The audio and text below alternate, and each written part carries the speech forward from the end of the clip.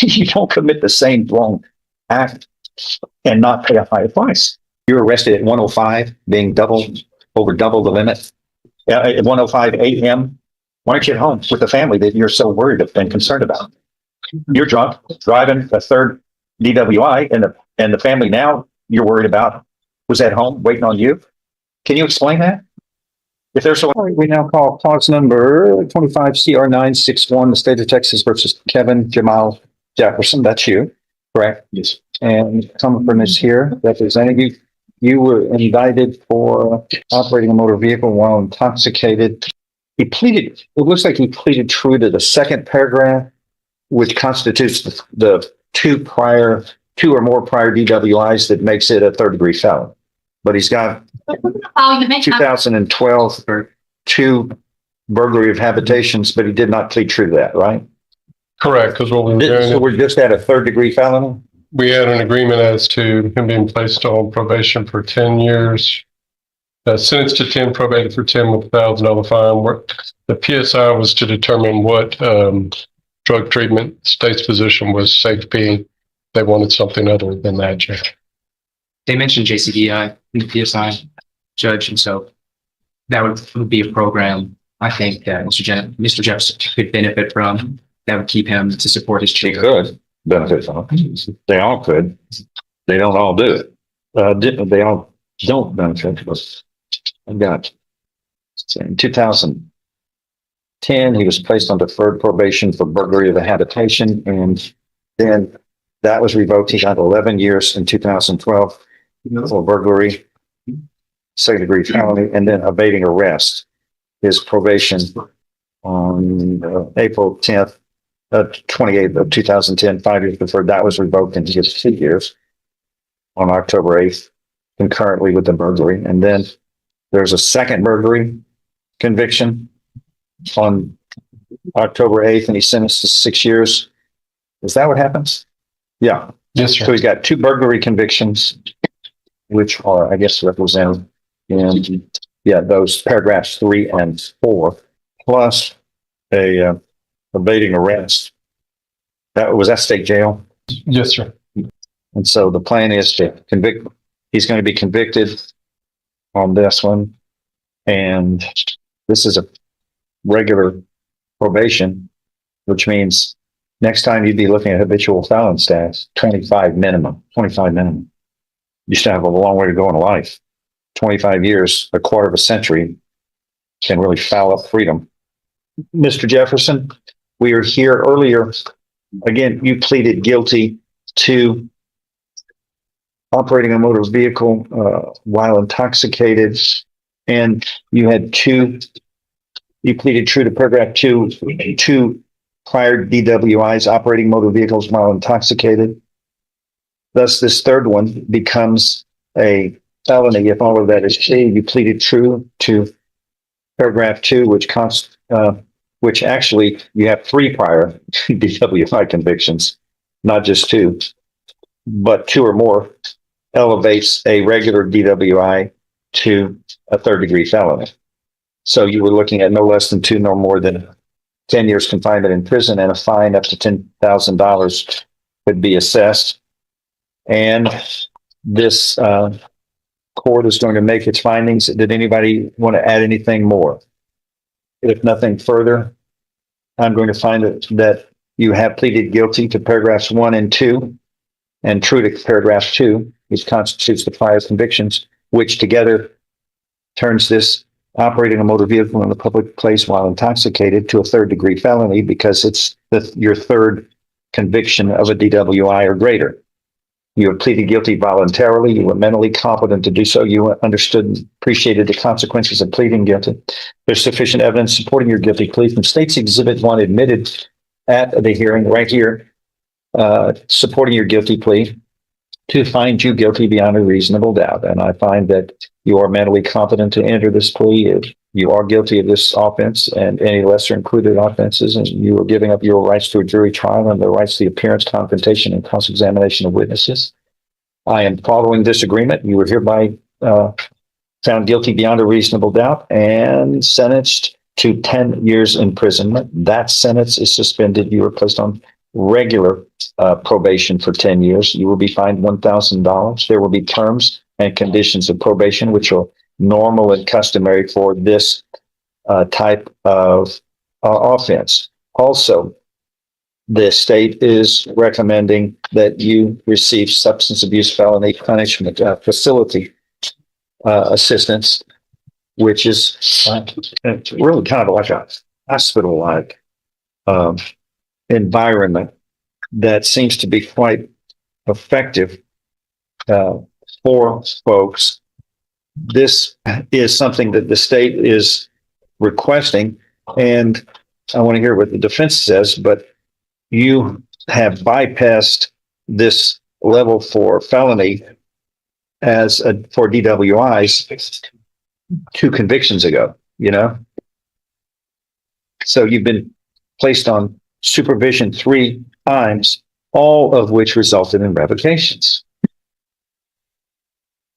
So as the probation office states in the pre-sentence report, this reflects a pattern of non-compliance with court-ordered conditions. Overall, the defendant's history reflects a recurring pattern of impaired driving and poor judgment, suggesting long-standing alcohol use issue that has remained unaddressed. Despite repeated involvement with the criminal justice system, the defendant has never participated in substance abuse treatment, therefore has not had the opportunity to learn the skills and tools necessary to address his alcohol abuse or break this recurring cycle of behavior. As such, the defendant may benefit from structured substance abuse treatment to address the underlying factors contributing to his criminal conduct, and also it should reduce the likelihood of future alcohol-related offenses. All of that I find to be accurately stated. I intend to place the defendant on community supervision. Now, what is it we want to add to this? The defendant, according to the probation office, should participate in an intensive outpatient treatment, specifically the Jefferson County Drug Intervention Program, in accordance with the recommendations of the licensed chemical dependency counselor. And should the defendant test positive for alcohol or controlled substances while participating in JCDI, he should be required to enter and successfully complete the substance abuse felony punishment facility, SAFE, as well as all required aftercare components. So the probation office has designed a method of stair-step. They're suggesting JCDI, then SAFE, this court. If you failed, if I place you on JCDI, you failed, I don't have to put you in the SAFE program. We can go right to prison. I don't know how many more chances you get about finger pointing on, this is a 4,000-pound missile. You're operating irresponsibly around town. If you don't care about your own life and well-being, you ought to care about other people who trust other drivers to be responsible for their lives, which you don't show. And here you were twice the legal limit, over twice the legal limit for impaired driving and being intoxicated. All right, go ahead, say it. Judge, my original offer on this case was 12 years TDC, or he could do 10 over 10 with safety. And I told the defense counsel specifically there were no other probation options. When we appeared here in court, they signed up and I thought they were accepting that deal. And I didn't find out until we were right at the edge of completing that plea that they hadn't agreed to safety. So thus we're here. Well, I went through with it. I don't like how it happened. I don't feel like it was appropriate, and I'm voicing that now. That being said, looking at this PSI, you can understand why my position was that from the beginning. This man could have been treated with a second-degree felony because of his prior convictions. He does not seem to get exactly like what they said here, the concept of not drinking and driving. The 3 prior DWIs he had were separate dates. They end up with revocations resulting in right at the same time because he didn't successfully complete his probations. But the end result is he's drinking again, and that's 8 months after he's sentenced to time on this issue. What's really a glaring thing in this report, from my opinion, as to why he should be sent to safety, comes on page. this offense, how long were you out of custody before you committed this new offense? Can't be more than 8 months, Judge. Is that what everybody thinks that? Maybe 8 months. I have no idea how long he actually served on that 120-day sentence. So I'm going to give him the benefit of the doubt, say 8 months. When he gets to going to do the substance abuse evaluation, That's not 120 days. That's 4 months. I'm talking about between the sentence date and this new offense date from his priors. How much time were you in custody the last time you were disciplined for DWI? Mm-hmm. So when we look at page 4 and the substance abuse evaluation that's done, the lady that conducted this, Ms. Posey, noted that he underreported his consumption and mood altering substances. When she went to perform a urinalysis, he claimed he was unable to provide a sample. Miraculously, when he showed up for his PSI interview a week later, he's ready to do a test. To me, I treat that as a failure. I'm not even asking that you test him today because he shows up prepared just like he did on June 10th. He needs structured help. And that's the whole reason why I was willing to give him probation with safety. I understand what they're suggesting as far as JCDI and the stair step there. And I would agree with that if someone didn't have his history. But with his history and these facts, I would feel safer for Jefferson County and our community that he doesn't leave this courtroom. He goes from here into custody and goes into safety. Okay, Alex. Yes, Judge. Regarding the June 3rd and June 10th instance, he had showed up on June 3rd and told Ms. Posey that morning, the first thing, that he could not use the restroom at that time. Instead of having him wait on June 3rd at the end of this evaluation, she told him that he needed to come back on June 10th to do this.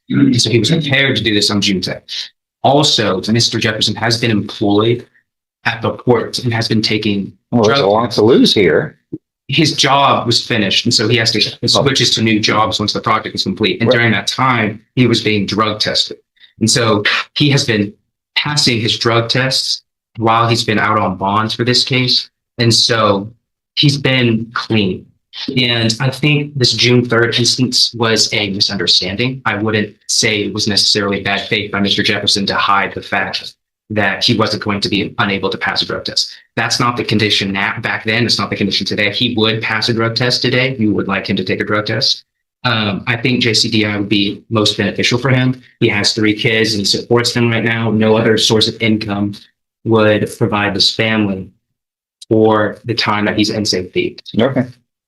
I'm willing to go along with the probation officer's recommendation on JCDI. But you got another problem with me, is you don't commit substantive crimes and don't pay a price. The last time you did this, you got 120 days in jail. This time you're going to get 180 days. Each time you commit a crime like this, it's going to be more serious. A condition of probation, it will include 180 days in the county jail. Then when you leave there, then you go do JCDI. But you don't commit the same wrong act and not pay a higher price. Putting aside everybody else on the road who's at risk. My goodness, you have responsibilities at home. You're supposed to be a role model, set an example. But you know that committing crimes subject you to confinement. And how's that working out for the family unit? This is the event on May 17th of 25, huh? Yes, sir. Okay. And you're arrested at 1:05, being over double the limit. Right? Yeah, at 1:05 a.m., you're intoxicated. Why aren't you at home with the family that you're so worried and concerned about? You're drunk, driving a third DWI, and the family now you're worried about was at home waiting on you. Can you explain that? If they're so important in your life, why aren't they ahead of your own drunkenness and the other people who have to share the roadway with you? There's the problem right there. You gotta quit being selfish and putting your life ahead of others. And then when you come before the court on this, the first thing you want to do is, I've got children at home that I'm responsible for. Yeah, you are. But this isn't okay at 1 o'clock in the morning on a third DWI. That's no way to, you got to show responsibility, not talk about it, nor use them as a defensive mechanism to prevent you from being held accountable. All right. So you're sentenced to 10 years in prison. That's suspended for 10 years, fined $1,000. You must serve 180 days in the county jail. Then you will complete the JCDI programs. 180 days. All right. Do you understand what has happened today, Mr. Jefferson? Yes. All right. Good luck to you. I'll see you out. Look, I got children. I got grandchildren. I can't imagine hurting them. Okay. And that's what's happening when you're in jail. You decided that what you wanted to do was more important. That's fixable. You say you love them, show it. And it makes you a better person in life. Oh, that is all. Good luck to you, son. Here. Thank you. Anything else? We're in recess. Let's get ready for trial. Thank you.